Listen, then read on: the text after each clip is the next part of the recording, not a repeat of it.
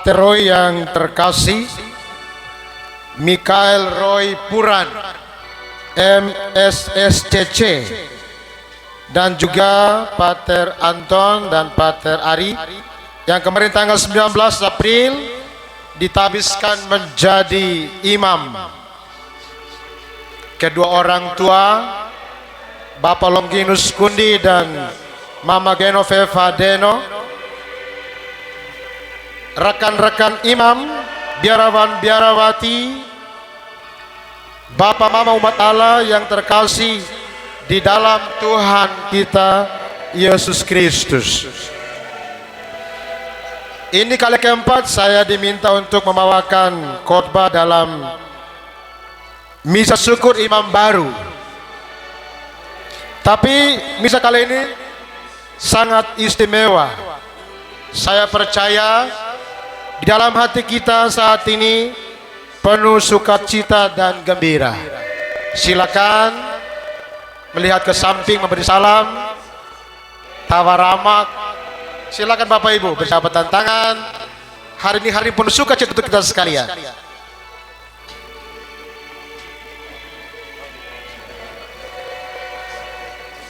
Ini hari istimewa, hari yang luar biasa.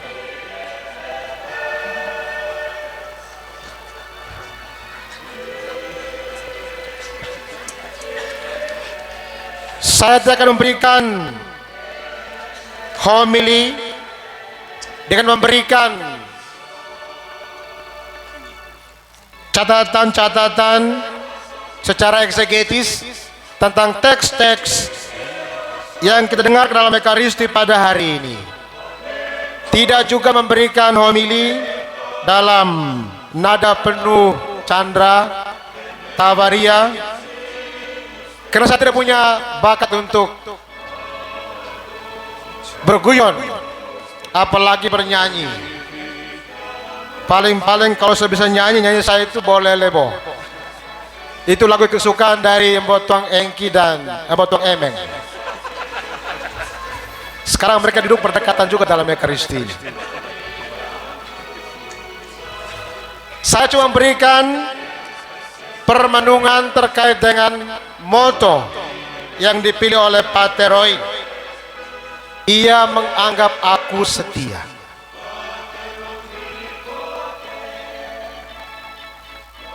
Moto ini diambil dari teks 1 Timotius bab 1 ayat 12 yang diawali dengan kalimat demikian: aku bersyukur kepada Dia yang menguatkan aku, yaitu Kristus Yesus Tuhan kita, karena Ia menganggap aku setia dan mempercayakan pelayanan ini kepadaku. Ayat 12 diawal dengan aku bersyukur kepadamu. Karena itu sudah selayaknya bersama Paulus yang bersyukur kepada Yesus Kristus karena telah menguatkan Dia. Demikian juga saya percaya dalam Ekaristi ini bersama Mbok Tuang Roy kita menyatukan syukur kita atas segala kebaikan Tuhan.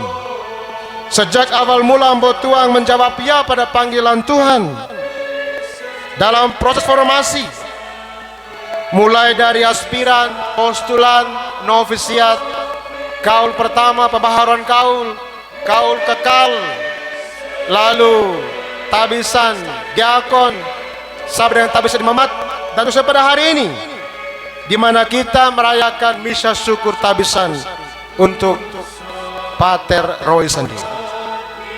Sama seperti Paulus, Mbok Tuang Roy dan kita semua bersyukur, dan ungkapan syukur ini keluar dari hati kita yang paling dalam. Pater Roy bersyukur karena mempunyai pengalaman hidup bersama dengan Tuhan, pengalaman yang nyata, bukan pengalaman kaleng-kalengan. Seperti Paulus mempunyai pengalaman tersendiri bersama Tuhan yang menguatkannya dalam seluruh pelayanannya, Demikian juga Pak Teroy bersama kita bersyukur atas campur tangan Tuhan di dalam seluruh siara panggilannya dan sampai pada hari ini, sekarang dan di sini. Oleh karena itu, pertama-tama Pak Teroy mau bersyukur kepada Tuhan. Syukur Nambo Muri atas kebaikannya yang telah memilih urang anak asing kita, Embo Tuang Roy. Sama-sama dengan Embo Tuang, kita bersyukur dengan sepenuh hati. Syukur atas maiming nagus seperti Paulus yang merasa bersyukur walaupun masa lalunya penuh dengan tantangan, ketidaksetiaan, namun ia akhirnya merasa bersyukur atas kebaikan Tuhan di dalam hidupnya. Yang kedua, syukur naposo wongko Riawa Sambi Bura Bapu leluhur yang telah merestui perjalanan panggilan Embo Tuang sampai pada titik ini. Saya percaya hari ini mereka juga mengambil bagian dalam sukacita kita ini. Yang ketiga, syukur kepada keluarga inti Kayang Kaku Kundi, Kayang Kaku Deno, Kaisa Tuka, keluarga besar, semuanya dengan caranya masing-masing yang telah mendukung panggilan Embo Tuang. Aikle mengolo Pak Persai, ye kian urusan Tuang. Kenapa beri Pak mengatakan mustahil? Hari ini banyak dari antara kita mungkin terharu, menangis. Mungkin saya tak bisa mau mereka kembali tanggal 19, tapi saya dapat merasakannya.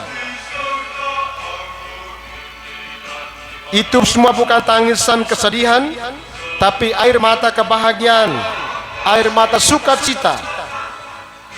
15 tahun lebih berharap dalam suka dan duka, cemas, namun kini kita gembira bersukacita atas kebaikan Tuhan yang telah mentabiskan anak saudara kita Pak Teroy. Kesetiaan Tuhan itu abadi. Semuanya indah pada waktunya, bukan waktunya kita, tapi waktunya Tuhan. Di kampung Ria ini ada istilah Mang Tuang. Selama 15 tahun istilah ini dikenakan untuk seorang bapak, namanya Endi Ronggong, senior saya. Bapak desa biasanya berguyon, selalu panggil bapak ini dengan Mang Tuang. Dari saya sudah semang mangata, kripa Mang Tuang, Mang Afen, kelipa Mang Tuang. Soengi sari Tuang adang dia semang. Kelele Mang Afen sembatar pamuri au kau frisa sari Tuang ah. Ome ko sari Tuang rapa rungu mapu serang mana lesing. Manga semang ngamang in kelipa Mang Tuang asing Tuang. Dan emang-emang yang lain. Tapi sejak tahun 19 di kampung ini ada juga emang Tuang yang kedua. Mari kita tepuk tangan Bapak Ibu.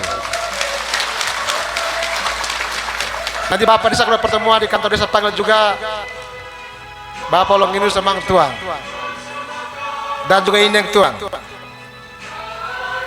Keempat, bersyukur kepada para pendidik, para dosen, para pembina sejak di SD.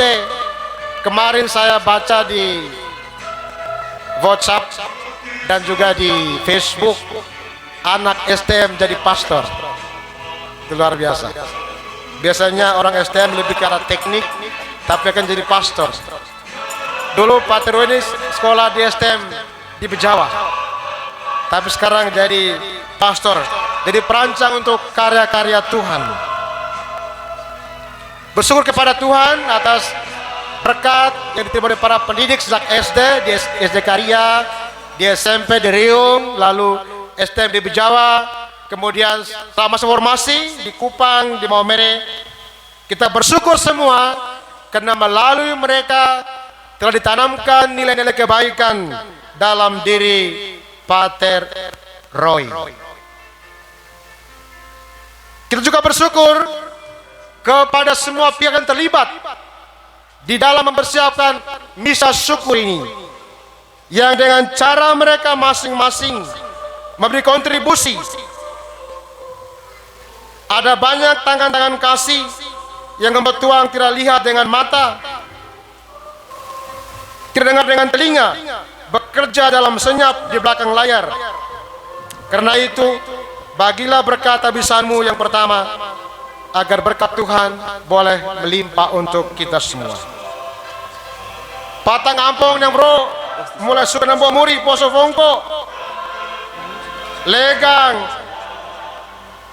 masa ngembot tuang, lokezoin kaaze, vatanara orang suling, pakaeta tok, avadri, bobok pezun, lave urat, zamarakalang. Hai, kotak keruk di pintu pasir. Pater, rekan-rekan imam, saudara-saudari umat beriman, paman sekalian, karena ia menganggap aku setia, moto tabisan Pater Roy. Saya tidak pernah atau belum bertanya kepada Pater Roy mengapa beliau memilih frase karena ia menganggap aku setia. Tetapi saya memiliki keyakinan bahwa kata setia dalam frase karena aku menganggap setia merangkum seluruh dinamika peziaran panggilan Pater Roy hingga pada titik ini. Setia, menurut kamus, kata setia memiliki 4 makna. Yang pertama, tetap dan teguh hati. Contoh, telah sekian lama suaminya merantau, ia tetap setia. Ini sekedar contoh Bapak Ibu, tidak punya tendensi apa-apa. Yang kedua, berpegang teguh pada janji, sumpah jabatan, kaul kebiaran. Jadi orang setia itu orang yang teguh. Yang ketiga, patuh. Yang keempat, taat. Kesetiaan dalam bahasa asli yang digunakan dalam Alkitab disebut emuna. Dalam perjanjian lama disebut Kristus dalam perjanjian baru. Dan emuna berarti kokoh, tak tergoyahkan. Secara kiasan berarti aman, loyal. Tuhan sendiri menggambarkan dirinya sebagai Allah yang setia, Allah yang kokoh, tidak berubah. Tuhan konsisten dan sama sekali tidak berubah. Kemarin, hari ini, besok, dan selama-lamanya. Pater Roy, saya percaya ada banyak tantangan, kesulitan, pergumulan, tapi kesetiaannya itu abadi. Kemarin, hari ini, esok, dan selama-lamanya. Saya sendiri ketika menyiapkan permenungan ini menggambarkan Pater Roy dari kata setia yang ia pilih. Memang kalau kita perhatikan wajah Pater Roy ini, kalau kita melihat wajahnya, kita langsung mendapatkan wajah yang setia, pria yang setia, laki-laki yang setia, imam yang setia. Tahun ini Pater Roy merayakan ulang tahun pada tanggal 7 April. Itu hari Jumat Agung, Bapak Ibu. Saya tidak mau mengatakan bahwa hidup Pater Roy penuh dengan salib. Tetapi kalau ada salib, ada pergumulan, ia membayar tuntas dengan kesetiaannya.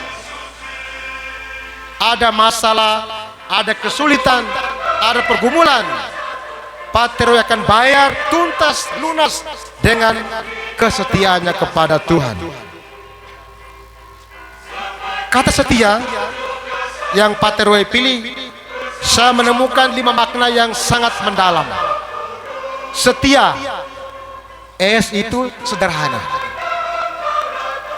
Seorang dikatakan sederhana jika ia mau menerima apa adanya dengan kerelaan yang tulus. Kesederhanaan hidup seorang imam adalah bagian yang tak terpisahkan dari hidup dan panggilannya. Ia mampu menerima keadaan apapun dengan tulus. Kesederhanaan pula yang menjadikan semangat hidup dan karya Paus Fransiskus. Beliau mengambil nama Fransiskus karena teladan kesederhanaan Santo Fransiskus Assisi dalam segala aspek kehidupan seorang kudus itu.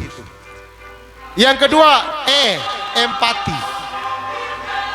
Empati adalah kemampuan untuk merasakan perasaan, pikiran, atau tindakan orang lain. Alkitab menunjukkan kualitas empati yang kita lihat ditunjukkan dalam beberapa narasi yang indah.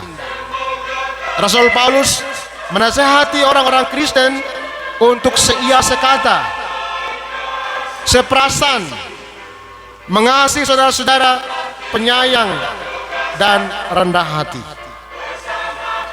Juga mendorong rasa empati ketika mendesak orang-orang Kristen untuk bersukacitalah dengan orang yang bersukacita, menangislah dengan orang yang menangis. Tapi ini hati-hati yang bertuang. Kalau datang ke pastoran, ibu-ibu mau menangis, kenal curhat, hati-hati juga. Jangan sampai terbawa perasaan. Setia, taat. Ketaatan tidak dapat dilepaskan dari iman. Ketaatan adalah bagian atau bukti dari iman. Bisa saja ketaatan didasarkan pada motivasi tertentu, tetapi tidak ada cara lain untuk menunjukkan iman kecuali dengan ketaatan. Alkitab menjelaskan bahwa ketaatan merupakan wujud iman. Seorang imam adalah seorang yang taat dan menjadi model ketaatan seperti Tuhan sendiri. Ketaatan Yesus tidak terpengaruh oleh penderitaan yang dialaminya. Di tengah banyak orang yang berusaha menghindari masalah dan penderitaan yang muncul, Yesus justru membuktikan ketaatannya di tengah-tengah penderitaan. Untuk seorang religius, ketaatan merupakan bagian yang tak terpisahkan dari kemurnian dan kemiskinan. 3 tiang utama dalam kehidupan seorang religius. Ikhlas. Dalam keseharian kita, kata ikhlas sudah tidak asing lagi. Kita dengan sering menggunakan kata ikhlas tersebut dalam kehidupan kita setiap hari.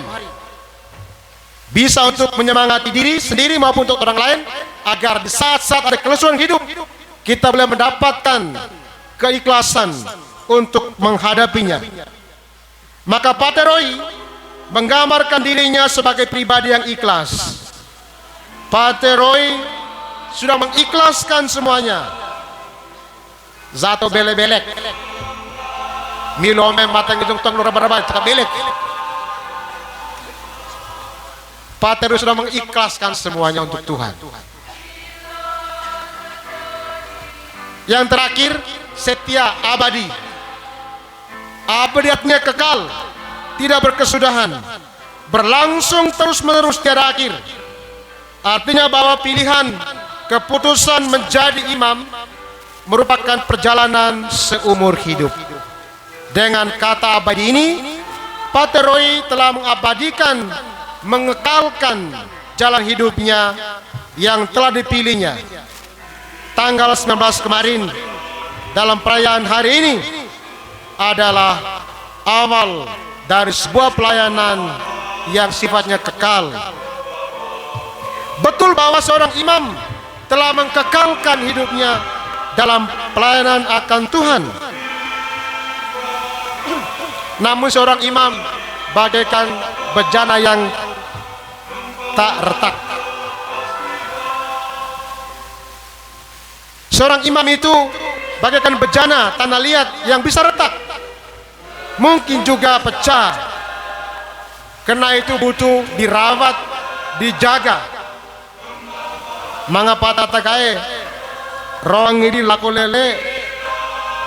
Oleh karena itu, doa-doa kita sekalian adalah cara merawat imamat seorang imam. Juga imam sendiri dengan doa dan ekaristi adalah cara terbaik untuk merawat imamatnya. Yang kedua, persaudaraan imamat adalah juga cara yang terindah untuk merawat imamat seorang imam. Seakrab-akrabnya hubungan seorang imam dengan awam, tapi hanya rekan imamlah yang mengerti tentang kehidupan imamat. Hanya imamlah, saudara seimamatlah yang mengerti, memahami tentang kehidupan seorang imam. Karena itu rawatlah persaudaraan dalam imamat. Indah sekali pesan Sri Paus dalam misa Krisma kemarin, agar menjadi imam adalah menjadi pribadi yang gembira, yang bersuka cita. Aiklah manga masalah, manga persoalan dia bengis, dia tawan zari tuang malek mateng gisukina dia pakir-kir. Menjadi imam yang gembira, yang suka cita. Mbok tuang paling sulit. Rawat patang ampung na bro. Pai bermaksud diazar mbok tuang hanya petuk nenang. Aku senang lihat mangatung baling 15 tahun lekar 10-5 aku nemesang nyata 19 manga baling kami terjual ming pokoknya sambi kita sembasang pada memuri negang kololo memuri tung baling ming pokoknya sambi ada di pape na umba memuri leang sari berkat rapang kita Vongkoria Vaya Sambi. Mbok tuang, propesiat, selamat bertugas, Tuhan memberkati.